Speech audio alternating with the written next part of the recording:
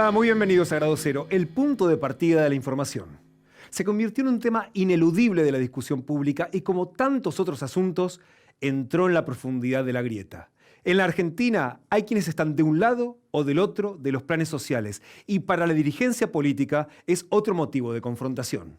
Hay que desactivar planes más que dar cada vez más planes. Este método es producto de una política social y de planes sociales que no dan para más. No va a desaparecer en la Argentina, es lo que se dice intermediación porque es militancia social y es organización comunitaria, y no va a desaparecer por más que desaparezcan los planes sociales. Las políticas sociales que no pueden seguir tercerizadas. Estamos destruyendo la cultura del trabajo. Los planes contra el desempleo generan desempleo. Los planes contra el hambre generan más hambre. Quiero cambiar planes por trabajo porque los que tienen planes trabajan. Lo que quiero es cambiar planes por empleo. Están los que militan los planes y los que hicieron de sus beneficiarios una categoría social para la discriminación. Un sector de la sociedad los llama planeros. Realmente la Argentina se ha convertido en un país de planeros y de vagos. Hola, planero. ¿Qué hacen los crotos? ¿Cómo andan los cristinos? ¿Están preparando la polenta para el fin de semana? No les alcanza, ¿eh?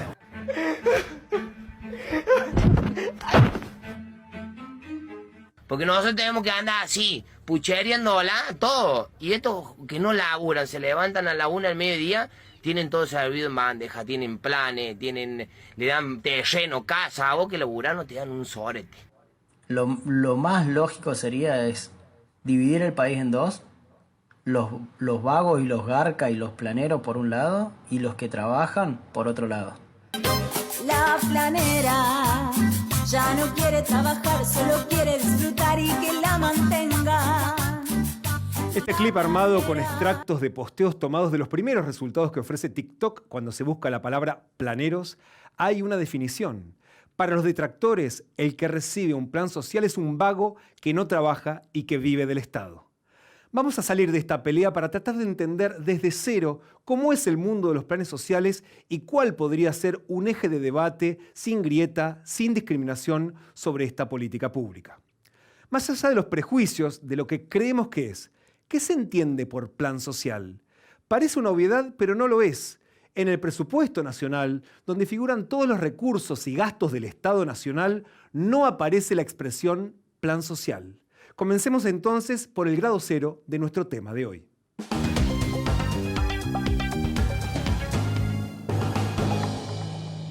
¿Qué es un plan social? Esa pregunta le hicimos al economista Jorge Colina, que es el fundador del Instituto para el Desarrollo Social Argentino, IDESA, y está especializado en economía laboral, educación y seguridad social.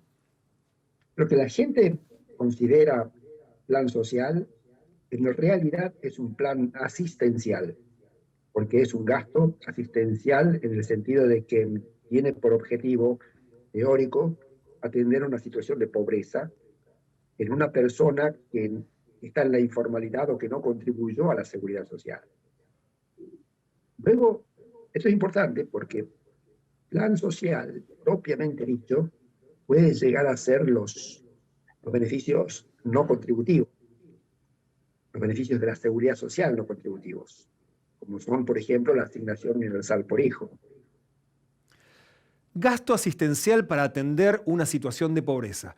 Esta definición de Colina no es la única, porque como dijimos, no hay un concepto jurídico o económico de plan social. Por ejemplo, el economista y demógrafo Rafael Rothman, que se desempeñó como director de protección social de CIPEC, tiene otra definición de plan social.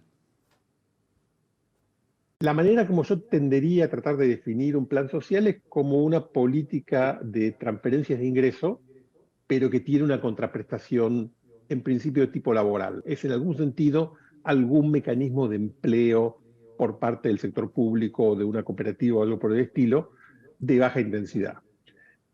Y lo que habitualmente lo caracteriza es que solemos tener muchas dificultades para que ese empleo, esa contraprestación, sea alguna actividad que produzca bienes y servicios relevantes para la sociedad. Quiero decir con esto, suelen ser actividades de muy baja productividad. Dos miradas, gasto asistencial o transferencias a cambio de una contraprestación. La diferencia de miradas podría obedecer precisamente a esto que destaca Rothman, si hay o no hay una contraprestación productiva. Es decir, si las actividades que realizan los beneficiarios tienen algún impacto en la economía. O bien, la diferencia podría explicarse por un hecho histórico. Desde que surgieron en la Argentina, a veces los planes sociales fueron netamente asistenciales y otras veces fueron intentos de puentes hacia el empleo formal. Donde sí hay consenso entre los especialistas es sobre el origen de estos programas, la crisis de empleo que se produjo a comienzos de la década de los 90.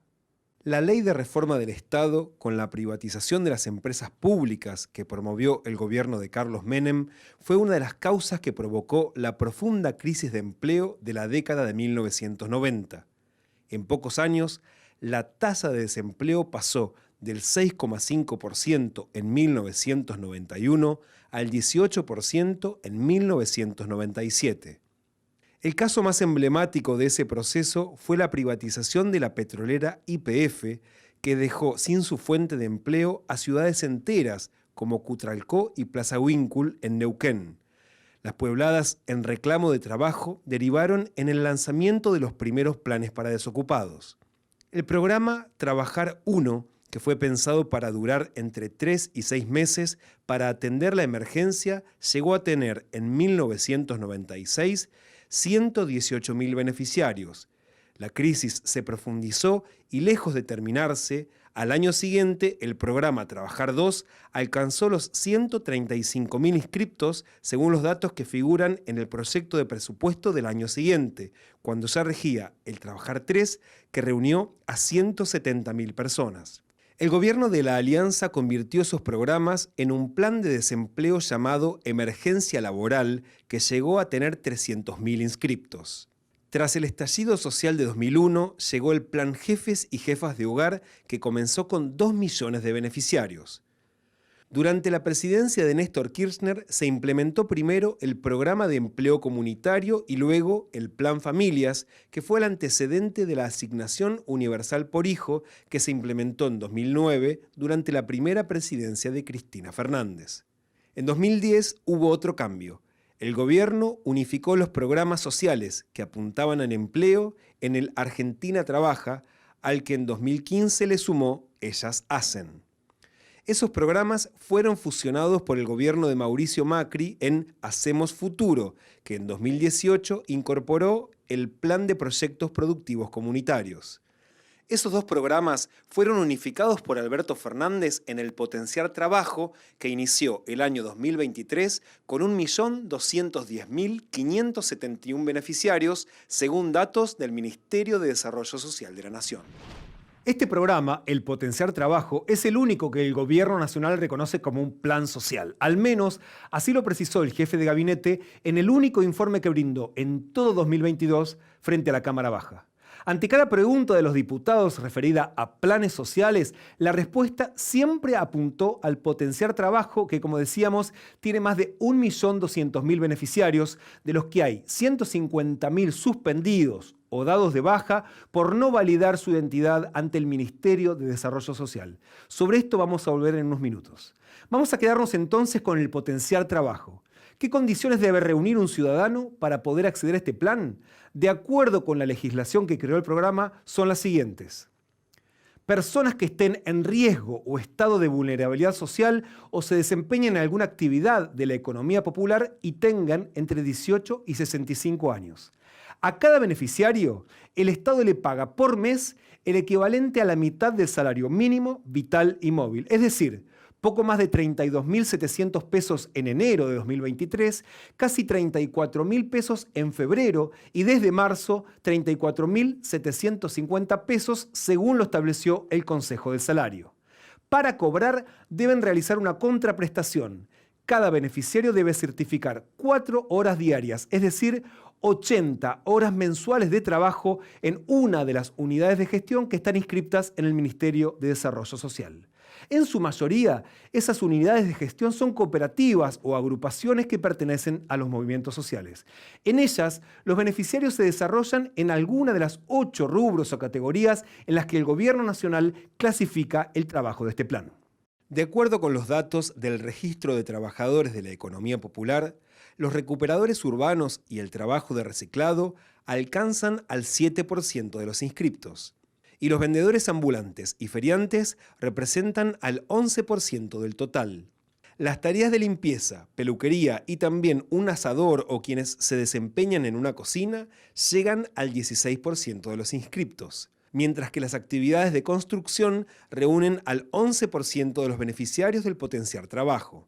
Los agricultores y trabajadoras de viveros y huertas urbanas son el 11%, y en la industria manufacturera se desempeña el 9% de los inscriptos, donde se destacan la producción de alimentos y la industria textil. El transporte de pasajeros, mensajería y los servicios de frete son las actividades con menos beneficiarios, el 3% del total. Y finalmente, el rubro que registra la mayor cantidad de personas es el de servicios sociocomunitarios, que alcanza el 32% de los trabajadores del Potenciar Trabajo. Se trata especialmente de tareas que se realizan en comedores o merenderos comunitarios, y más del 70% de quienes ofrecen sus servicios en esta categoría son mujeres.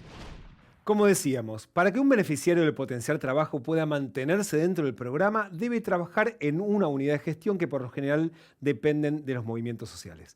Lina, muy bienvenida. Gracias. Estuviste en nuestras cooperativas. Así es, Damián. Estuvimos visitando la herrería y carpintería Atuel, que está ubicada en el barrio de Parque Patricio de la ciudad de Buenos Aires, y es una cooperativa muy particular porque emplea únicamente a personas que estuvieron privadas de su libertad. Ellos se organizaron hace algunos años para brindar inserción laboral a aquellas personas que tienen antecedentes penales. Recorramos junto a Lina la cooperativa Atuel. Sebastián es herrero y aprendió a forjar y soldar hierro para convertirlo en objetos utilitarios en Atuel, una cooperativa del movimiento de trabajadores excluidos. La particularidad de esta organización es que está integrada por personas que estuvieron en la cárcel. Primero salgo de casa todos los días a las 6 de la mañana. Tengo 2 colectivos hasta acá. Es una rutina de ya de hace 5 años que estoy viniendo a Atuel. El lugar que tiene Sebastián en la herrería también lo tienen Darío, Gabriel, Nora y más de 10 trabajadores que en un depósito de Parque Patricios encontraron una oportunidad de inserción laboral. Muchos de los compañeros y las compañeras no tienen un recorrido laboral. Antes tal vez no trabajaron y tal vez si hicieron algo o estudiaron algo, lo hicieron dentro del contexto de encierro, donde figura que hiciste algún tipo de curso en la cárcel. Eso ya estigmatiza a las personas. Haber estado en la cárcel no es el único prejuicio que enfrentan. También batallan contra el estigma que, para muchos, hoy representa recibir una asistencia social. El programa Potenciar Trabajo para nosotros no es un plan porque no lo vemos como algo complementario al trabajo que hacemos. Reconocemos que de un plan social, de un programa social, no puede vivir una persona. Los trabajadores de la herrería Atuel, que están dentro del Potenciar Trabajo, no solo reciben la mitad del salario mínimo que aporta el Estado, sino que además la cooperativa complementa el resto del salario de acuerdo con las tareas que cada uno realiza.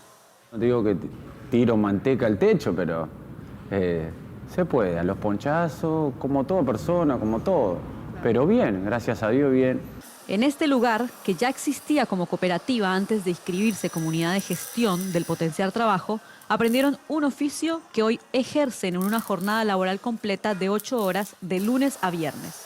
Y la propia cooperativa es la encargada de certificar ante el Ministerio de Desarrollo Social que cada uno de los beneficiarios del Potenciar Trabajo realice efectivamente la contraprestación de 80 horas mensuales que exige el Estado. Nos organizamos en ese momento del desayuno para arrancar la tarea y así arranca nuestro día laboral, organizándonos como todos los días, de lunes a viernes. Sí, éramos 10 compañeros y compañeras que pensamos que hay que inventar trabajo para no volver a la cárcel. De esos 10, que hoy seamos 700, es porque no nos equivocamos, que la verdad es por ahí. Bajo mesada, ventanas, puertas y hasta estos carros diseñados para los recicladores urbanos son algunos de los trabajos que realizan como parte de proyectos de mejora en barrios populares. La mayoría de sus clientes son otras cooperativas, integrando lo que hoy se conoce como economía popular. ¿Qué respuesta del Estado hay? La respuesta que damos nosotros es venir a trabajar complementa un programa social del Estado, porque si no hubiera política pública para la persona que egresa de la cárcel, que no existe, nosotros la inventamos. O sea, si vos me decís cuándo se termina y cuándo haya trabajo real. Más allá de la oportunidad laboral, este polo de liberados y liberadas hoy es un proyecto de vida para aquellos que no quieren ser parte de ese 79% de reincidentes que hay en el país, según el informe anual de sentencias condenatorias del año 2020 realizado por el Ministerio de Justicia y Derechos Humanos. El trabajo con derechos. Nos sentimos cómodos y nos reconocemos dentro de la economía, pero la realidad es esta. Hay compañeros que pasaron 15 años detenidos, que tienen 40 años. ¿Cuándo se va a terminar para él un programa social de asistencia? Cuando entre a una empresa, ¿esa empresa existe para darle el trabajo? El caso de la cooperativa Atuel pareciera estar, Lina, en el medio de las dos miradas que recorríamos al comienzo del programa sobre los planes sociales. Por un lado, los trabajadores realizan una contraprestación laboral para recibir la ayuda del Estado, pero por otro lado esa ayuda pareciera ser permanente y entonces se comporta como un gasto asistencial, porque los beneficiarios están siempre dentro del programa. Claro, incluso conversando con ellos reconocen esa problemática y saben que en el mercado laboral actual es muy difícil que una persona que estuvo en la cárcel sea contratada por una empresa, por cualquier tipo de empresa. Vamos a volver, Lina, sobre este punto. Y también cuando volvamos, vamos a hablar de números. ¿Qué impacto tiene este programa en las cuentas públicas nacionales?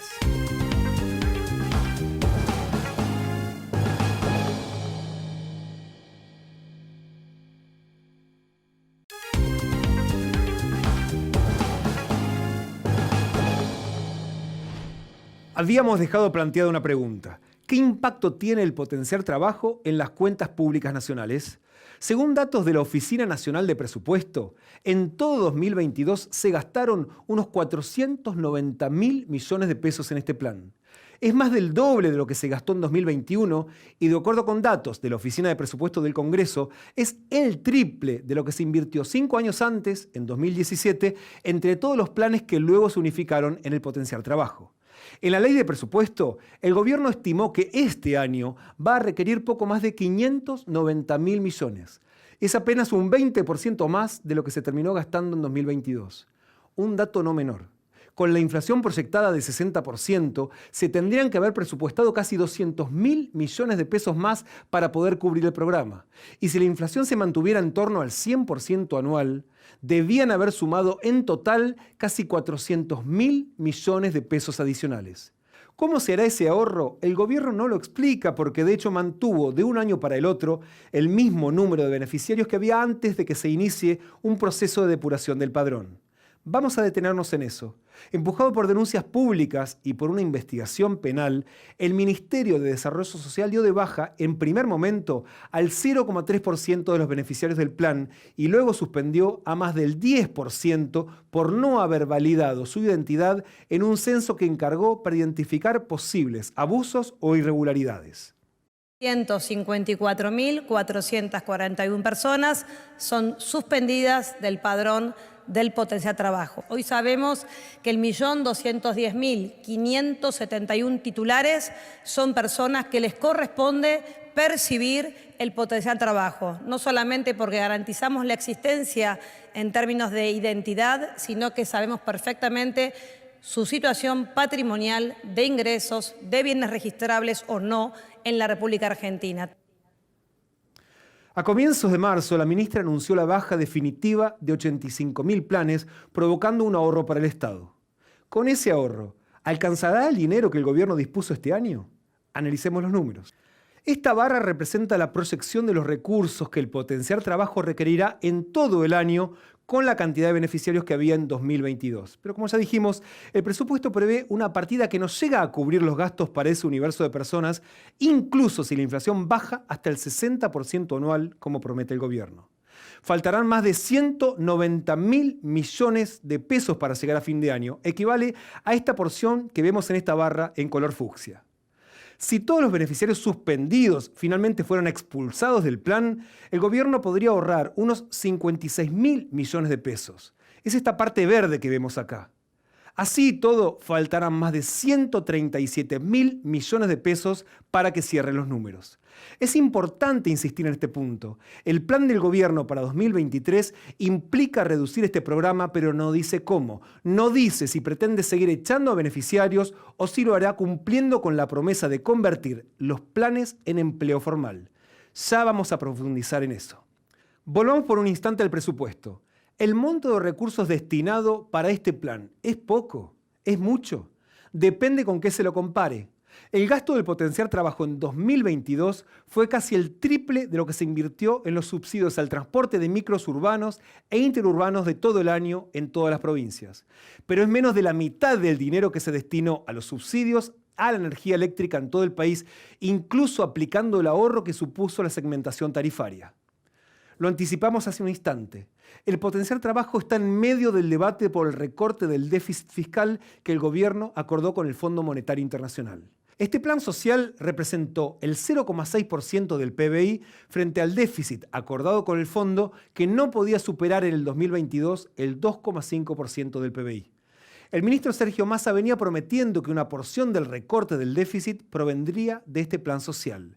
Si la vía es expulsando beneficiarios, la pregunta es no solo cuánto se debe recortar, sino a quién, es decir, a quién habría que dejar sin el beneficio.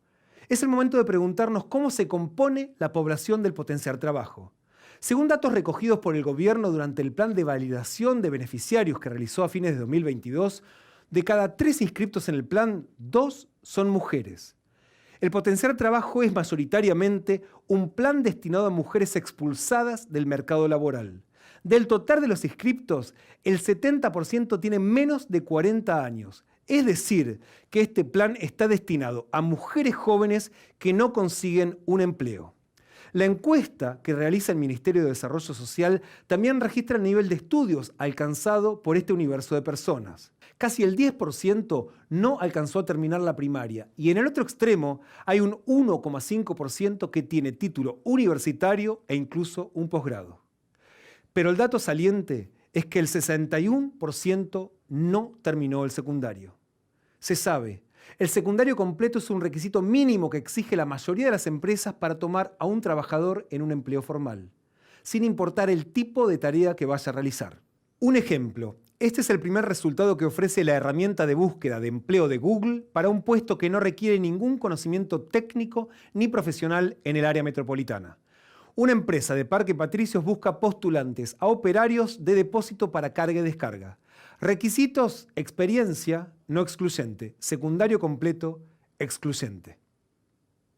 ¿Qué oportunidades de alcanzar un empleo formal tiene un beneficiario del potenciar trabajo que no completó el secundario o que lo hizo de grande y que ya superó los 30 o 40 años? Estamos hablando de la mayoría de los inscriptos en este programa. Vamos a dejar que esta pregunta la respondan en base a sus experiencias 2 beneficiarios del plan social. Esta es la historia de Erika y Marcos. Con ellos nos vamos al partido de Tigre en el conurbano bonaerense. Cada 2 semanas, un contingente de unos 400 beneficiarios del potenciar trabajo recorre algunos barrios de las ciudades de Tigre, El Talar, Rojas, Pacheco y Dique, Río Luján en busca de botellas de plástico. Están organizados en 26 grupos que en su mayoría son mujeres. Juntan las botellas que para otros son basura y que para ellas representan una posibilidad de supervivencia. Por quincena, en este caso, estamos haciendo 3 toneladas más o menos.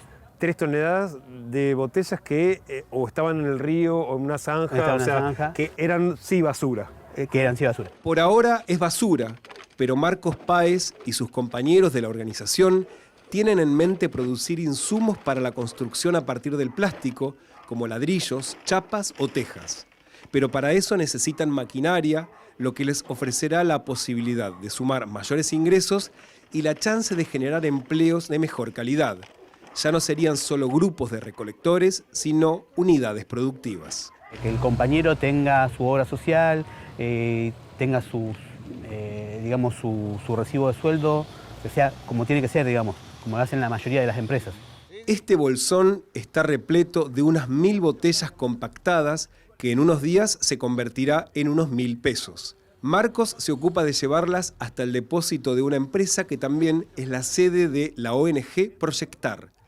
Esa organización le vende el material a una compañía recicladora y luego les transfieren el dinero a Marcos, quien finalmente lo reparte entre las recolectoras de acuerdo a la cantidad de botellas que cada una juntó. La ONG que interviene en el proceso fue fundada por el empresario Eduardo Regondi. Nos costó adaptarnos porque vivimos en un mundo de prejuicios y la verdad que lo mejor que podemos hacer ahora es darnos cuenta que nos confiamos, que nos miramos a los ojos y sabemos lo que piensa cada uno. Y fundamentalmente ayudamos a un montón de gente con la plata, porque le estamos pagando un valor real de lo que cuesta el producto sin intermediación. Y se recicla, todo eso va a la cadena productiva de vuelta. A medida que nos fuimos conociendo, fuimos viendo cómo éramos y nada. Por supuesto, hemos tenido nuestros encuentros, sí, hasta que llegamos a mediar, ¿no? Porque hemos tenido nuestras cosas también. Marcos es quien le acercó a su agrupación política la idea del reciclado como una salida laboral, tanto para él como para otras personas y familias que se encuentran en situación de vulnerabilidad social. Yo he laburado haciendo ladrillos, trabajos de herrería, trabajos de mecánica, carpintería, que es mi fuerte más grande, y bueno, hoy estoy capacitándome en instalación de redes de fibra óptica. Terminé el primario, sí, no tuve la oportunidad de seguir porque bueno, después ya me puse a laburar y después cuando tuve alguna oportunidad en algún momento me acerqué al tema de los fines, pero también por el tema del laburo... Había que elegir entre estudiar y laburar. Sí. Y ahí no hay mucha elección. No hay mucha elección. Marcos es padre de 8 hijos que tienen entre 6 y 17 años. La hija mayor es la primera de su casa con posibilidades de estudiar en la universidad. Él sabe que ese camino le permitirá salir del circuito de asistencia del Estado, que en su caso comenzó a mediados de los 2000, cuando recibió su primer plan social. ¿Y siempre tuviste que hacer una contraprestación laboral para poder recibirlo? Siempre. Siempre hice una...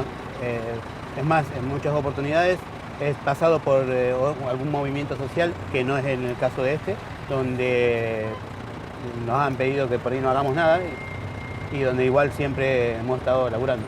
Pensando en las veces que saliste a buscar trabajo y no conseguiste ese trabajo formal, ¿qué crees que fue lo que dificultó que ingresases al mercado formal de trabajo?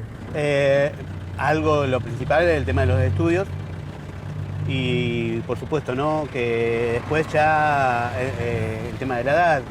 Como Marcos, Erika Sartori también se las rebusca con el potenciar trabajo y la militancia en la corriente Martín Fierro. En el local que coordina junto a otras compañeras se ocupan, entre otras tareas, de la recolección de botellas para el reciclado. Tenemos las 4 horas que debemos trabajar y en eso se va complementando en lo que vamos a reciclar, lo que vamos a hacer el recorrido y después lo que venimos es aplastarla, sacarle la tapa, sacarle la cinta, porque eso va todo por separado. La mayoría de los integrantes del grupo de Erika pudo completar sus estudios secundarios a través de algún programa del Estado, como el FINES, que combina la asistencia económica con la terminalidad educativa.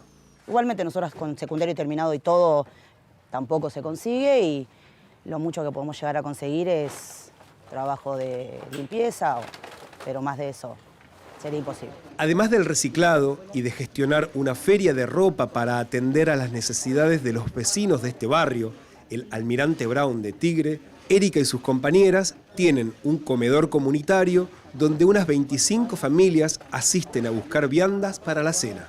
Son varias familias que están compuestas por varios integrantes, algunas de 2, otros de 8 y una de 9 que tenemos, pero sí, recibimos las viandas, suele ser 1 o 2 veces al mes y recibimos, bueno, mucha cantidad como para darle a todas las familias. ¿Y si no, hasta ahora estarían con las ollas? Sí, exactamente, estaríamos acá picando cebolla, morro. Como Erika, la mayoría de las mujeres del grupo es madre soltera con al menos 3 hijos.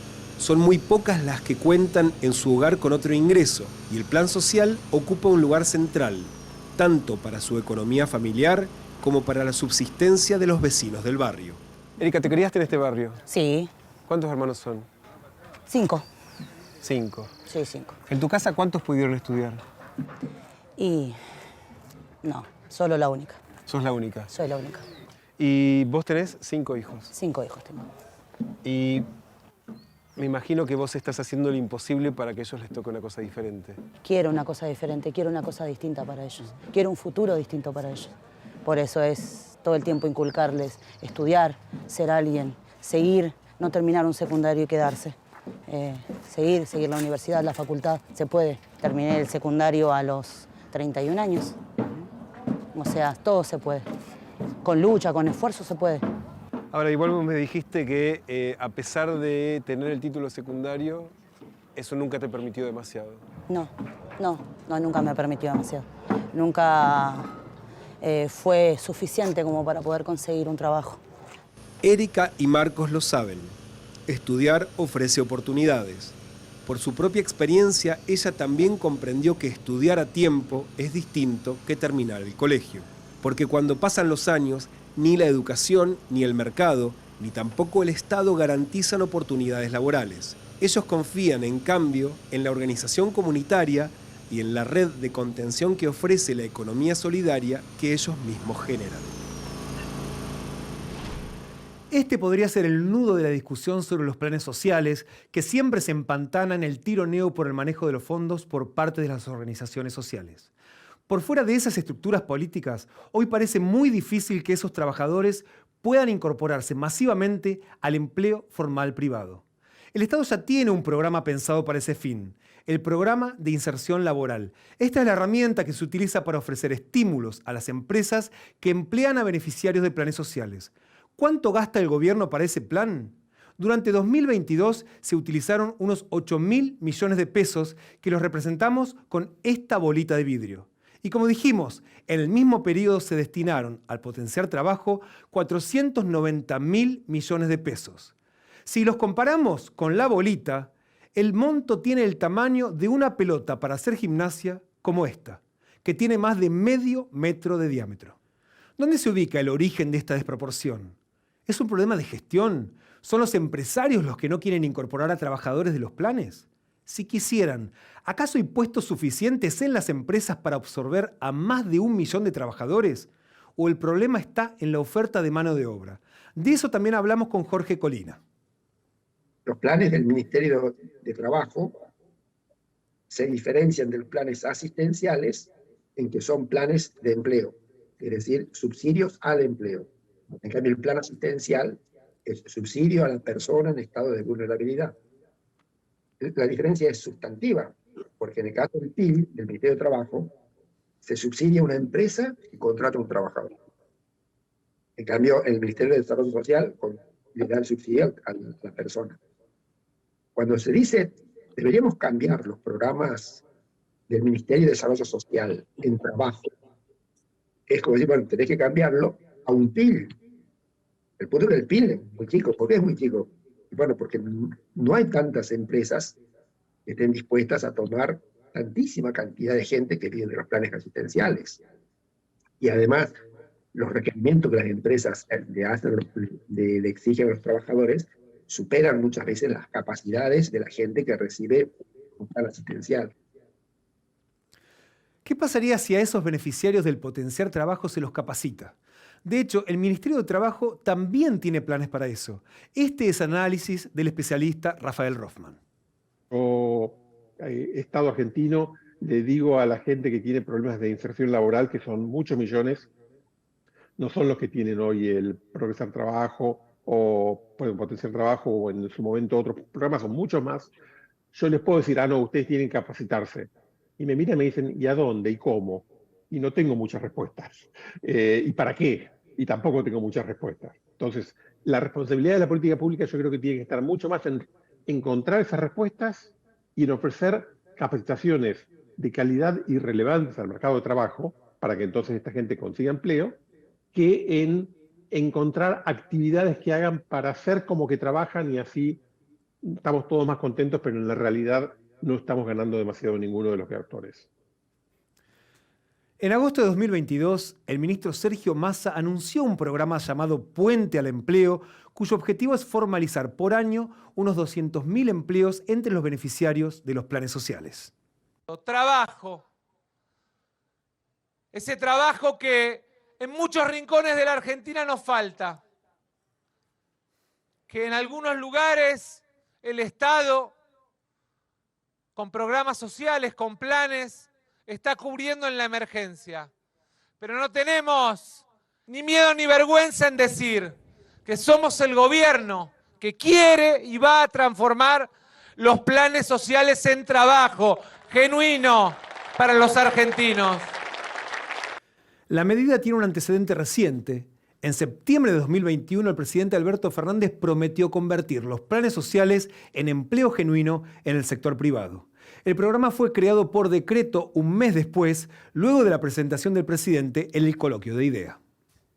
El primer gran problema que Argentina debe enfrentar con decisión es terminar con la desocupación creando empleo genuino.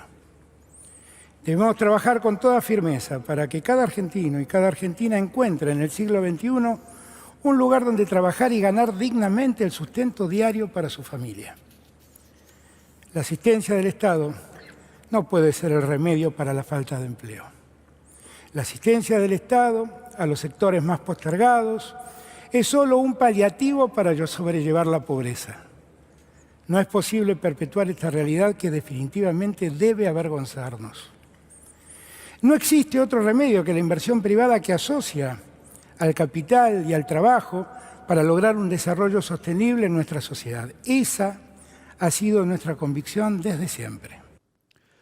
Dentro de esa iniciativa se suscribió un convenio que firmó el presidente y 3 de sus ministros con las cámaras empresarias y sindicatos del sector gastronómico y hotelero. Después de la profunda crisis que atravesaron en la pandemia, la recuperación y el despegue del sector derivó en una crisis de empleo, pero no por falta de oferta, sino por falta de personal.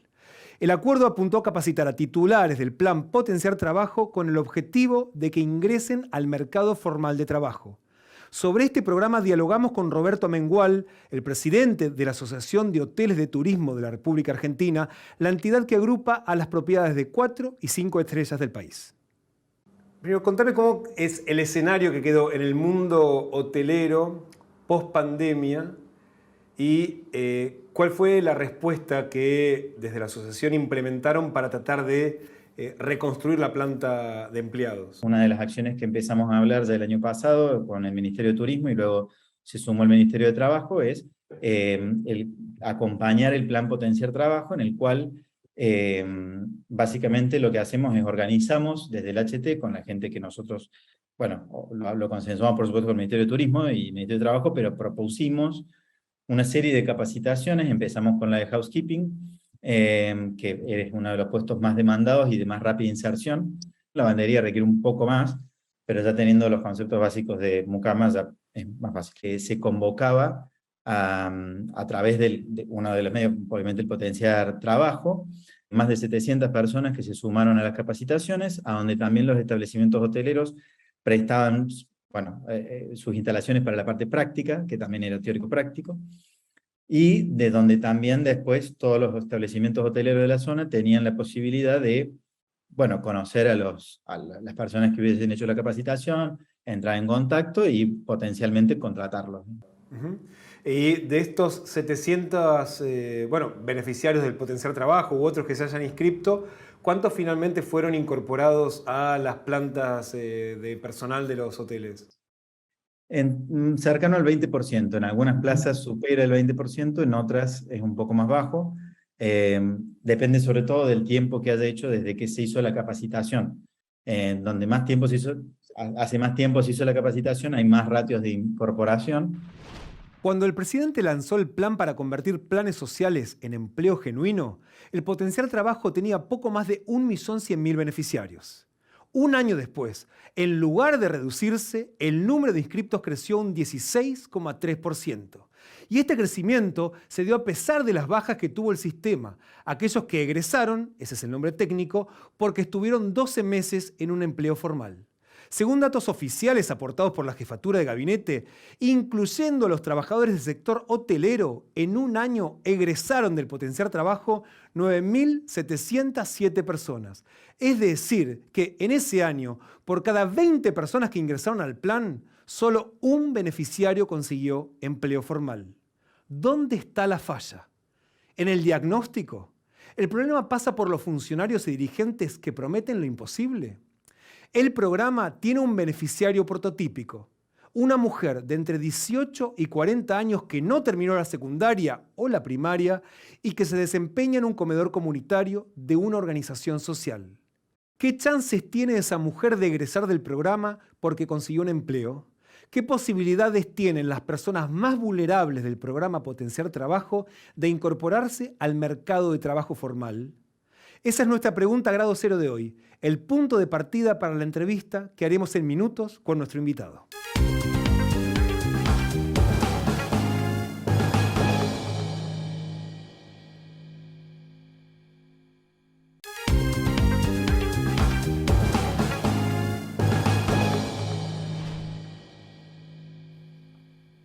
Habíamos dejado planteada nuestra pregunta, grado cero de hoy, dedicada a los planes sociales. Con nuestro invitado vamos a indagar en las posibilidades reales que tienen las personas más vulnerables del programa Potenciar Trabajo de incorporarse al mercado de trabajo formal. Recibimos a Héctor Totti Flores, fundador de la cooperativa La Juanita, exdiputado nacional por la Coalición Cívica y concejal del partido de La Matanza desde 2021. Totti, muchísimas gracias por venir. No, gracias a vos. Quedó planteada la pregunta, que la voy a repetir. ¿Qué posibilidades reales tienen los beneficiarios, los más vulnerables del Potenciar Trabajo? Estamos hablando de mujeres que tienen entre 35 o 40 años en adelante, que no terminaron la secundaria y que su experiencia laboral se centra a tareas de cuidados en el ámbito familiar, que tal vez ahora realicen tareas en un comedor comunitario. Esa mujer, ¿qué probabilidades reales tiene de insertarse en el mercado de trabajo formal? Mira, no es como hace 20, 30 años atrás que vos ibas a una empresa, una fábrica y aprendía mirando en una semana y ya con eso tenía como para empezar a trabajar en una línea de producción. Eso no pasa hoy. Se necesita un aprendizaje y fundamentalmente a las personas que ya hace mucho tiempo que le dice que son inempleables, se lo han creído ellos también. Por lo tanto, hay que trabajar algunas cosas como tiene que ver con la autoestima. Pero nosotros tenemos la experiencia de la cooperativa La Juanita. Hay un emprendimiento que es un call center, donde trabajan casi todas mujeres. Y son mujeres que algunas trabajaban en el servicio doméstico y otras que vendían en la calle, que nunca habían trabajado, pero con la contención de la cooperativa, trabajando con la familia, se han animado a hacerlo y ahora el call center es absolutamente autosustentable, trabajan 6 horas, les facilitan eso el estar, son mujeres del barrio, la mayoría no toman colectivo para venir al trabajo y les facilita eso de trabajar 6 horas, porque así son los turnos por ley, llevar al chico al colegio, así se puede, pero tenés que trabajar mucho su posibilidad de decirle que ellos posible hacer ese trabajo. Y eso me parece que es lo que hay que alimentarlo. Y esos ejemplos hay que hacer. Se pueden hacer. Nosotros, acompañados por muchos profesionales que nos daban una mano, qué sé yo, contar la experiencia de La Juanita es contar cosas increíbles, como decirle que el filósofo Santiago Covadrós nos daba charla de filosofía abajo de un eucalipto, cuando no teníamos nada, hace muchos años, o que otros capacitadores fueron a darnos absolutamente gratis esas capacitaciones, que hay una idea de integración, que el Banco Santander puso una sucursal en el barrio y para ellos son la mayor cantidad de servicios que se brinda como cliente de la cooperativa, también para otras empresas, que tenemos un proyecto de enseñanza de oficios digitales. Esto también es interesante, porque los oficios digitales no necesitas ser programador, o tener la carrera universitaria que dura 4 años. Con 3 o 4 meses de aprendizaje, eso sí se puede ir aprendiendo. ¿Por qué? Porque fundamentalmente los jóvenes tienen gran habilidad con el celular y gran capacidad para meterse y meter los dedos donde lo más grande tenemos miedo. Y esto también tiene que ver con esta idea de integración, porque ¿quién nos dio la pauta de que se podía hacer eso? Juan Campanella. Alguna vez, tuvimos una conversación, fue al barrio y tuvo una conversación con los pibes y me dijo, esta gente es impresionante, la capacidad que tiene de creación, han sobrevivido gracias a esa capacidad los pibes. ¿Y por qué no se utiliza de manera formal en una enseñanza de oficio para el trabajo? Me estás hablando de un caso que es una cooperativa en donde, bueno, me mencionaste ya dos nombres, a Campanella, a Kovadlov, es decir que también a través de tu figura y de otros dirigentes que acompañan es muy visible y logran ayuda. Ahora, no todas las cooperativas son la Juanita y estamos hablando también de generar autoempleo a través de una cooperativa. Pero la pregunta también es si los beneficiarios, que estamos hablando de más de 1 millón del potencial trabajo, o es en una experiencia así, la sensación es que en el mercado formal no tienen lugar. Bueno, acá viene otro tema que a mí me parece que tiene que intervenir el Estado. ¿Cómo generar confianza para que haya inversiones donde vos puedas realmente abrir nueva fuente de trabajo que tiene que ver con el empleo formal? Para eso tiene que intervenir el Estado. Porque también hay cierto prejuicio que no quiere trabajar, la gente quiere planes. Yo te puedo asegurar que estuve desde adentro, soy parte de los movimientos piqueteros de los 90. Nuestra diferencia con los grandes movimientos de Delía, de la corriente clasista y después de Pérsico, tenía que ver con que nosotros no aceptamos los planes sociales cuando nos ofrecieron. Ese fue un quiebre y empezamos a construir nuestro propio empleo a partir de esta cooperativa, sin intervención del Estado, porque la política del Estado iba centralmente hacia el clientelismo político. Pero para eso tiene que haber un compromiso de otros sectores sociales. Tienen que aparecer los Campanella, los Cristófani del Banco Santander, tiene que aparecer gente, los Ricardo Feynman, que también fue presidente de la CGE, que nos ayudó muchísimo. Y la ayuda no es una donación, la ayuda es crear fuente de trabajo y dar capacitación para eso.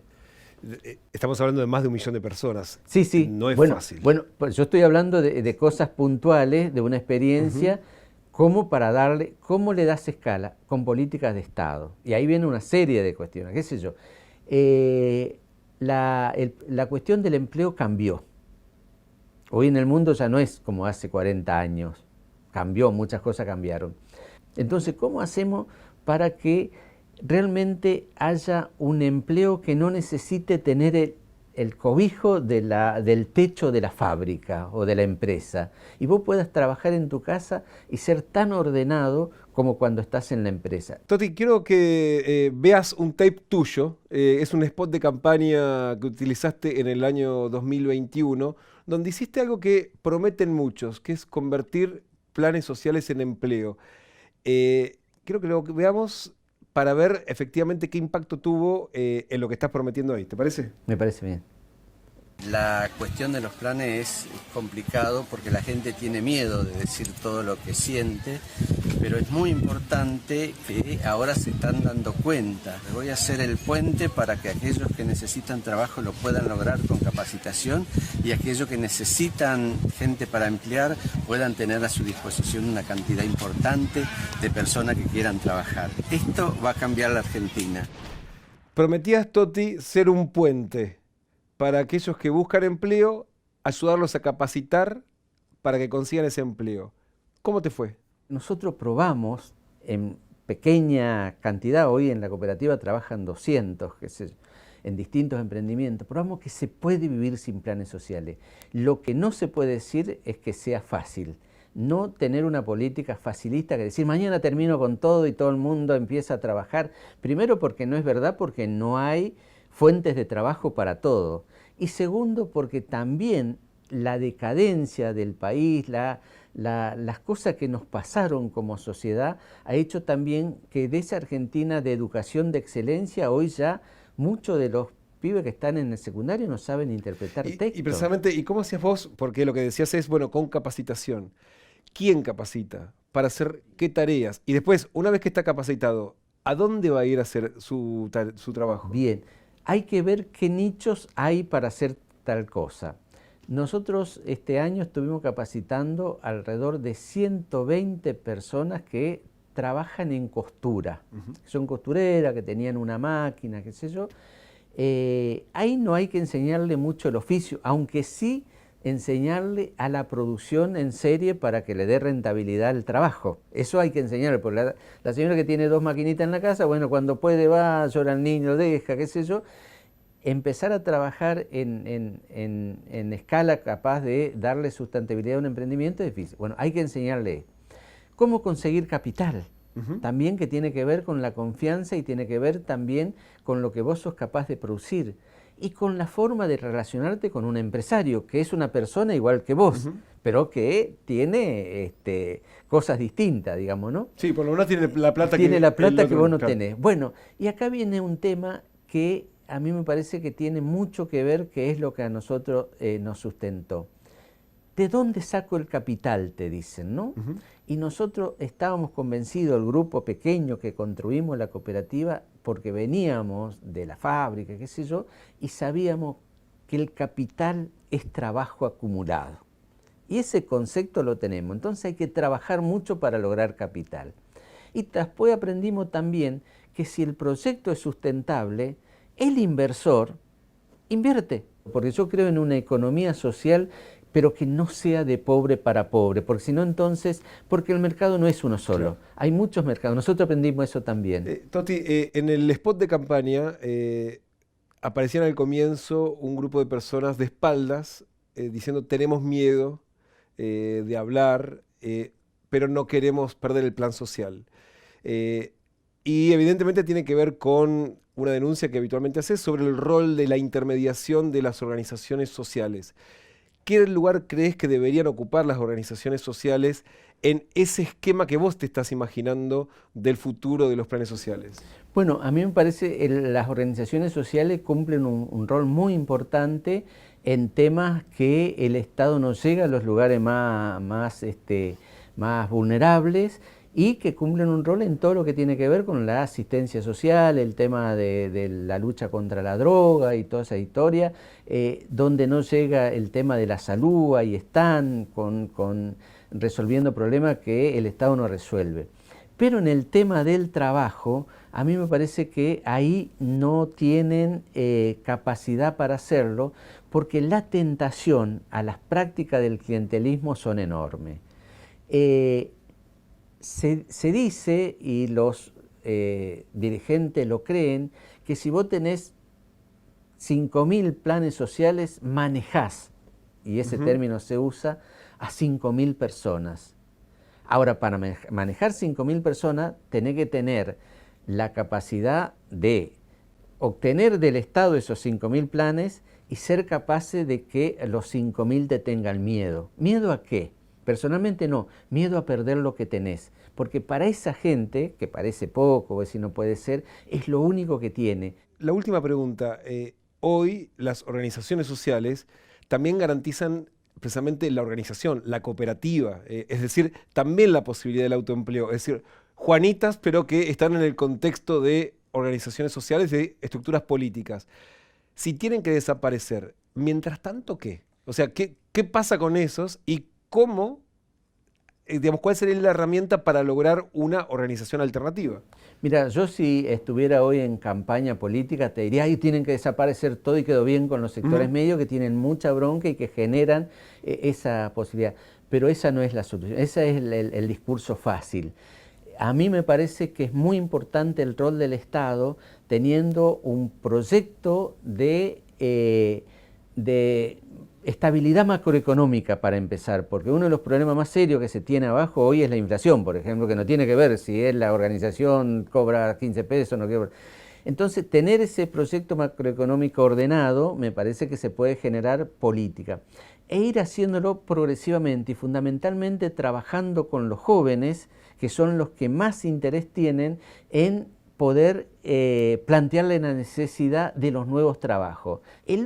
La única política de Estado que hubo fueron los planes sociales, pasaron muchos gobiernos, incluido al que yo defendía, sí, claro, que no pudo terminar con eso. Bueno, tiene que haber una política de Estado de reconversión. Hoy lo bueno que hay es que esto se discute. Hace 20 años, cuando nosotros decimos esto no termina con la pobreza, si ya están locos, ¿cuándo se va a terminar la Juanita? Es una locura. Encontraron 2 que lo protegen y le ponen plata, que era macana. La sustentabilidad de nuestro emprendimiento lo da el trabajo de los compañeros, porque capital es trabajo acumulado, mucho trabajo. Pero para eso tenés que tener un proyecto de salida. ¿Qué es lo que falta? Un proyecto de salida para el país, un proyecto de salida para que los jóvenes se enamoren y se queden. Y eso me parece que tiene que ser la dirigencia política, empezar a terminar con la cuestión de las internas, qué sé yo, y ponernos a ver cómo hacemos feliz al pueblo. Toti, muchísimas gracias por habernos acompañado. No, gracias a vos. Cuando volvemos, conclusiones finales en Grado Cero.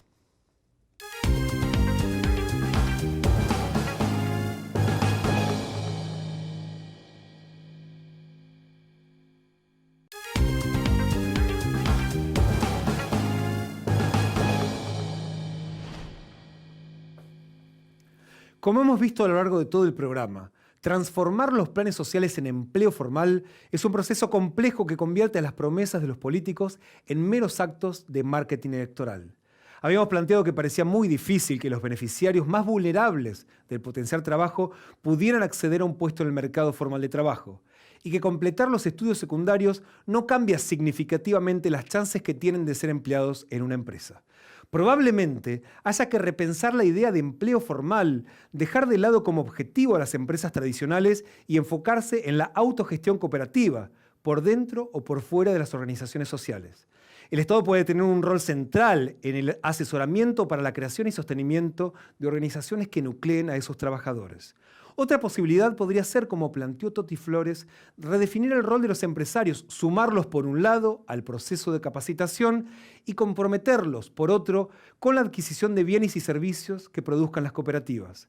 Pero la clave podría estar en la productividad. Los bienes y servicios que ofrezcan deberían tener valor para el mercado. Y acá el Estado puede jugar un rol clave identificando las áreas de la economía con esa potencialidad, donde los beneficiarios de los planes sociales puedan capacitarse primero y trabajar después. Son posibilidades, alternativas, opiniones. Lo que sí es casi una certeza es el futuro de los planes si no se produce un giro en la mirada que la dirigencia política tiene sobre ellos.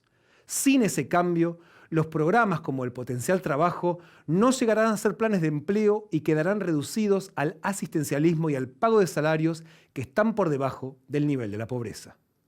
Hasta aquí hemos llegado, nos volveremos a encontrar en el Grado Cero, el punto de partida de la información.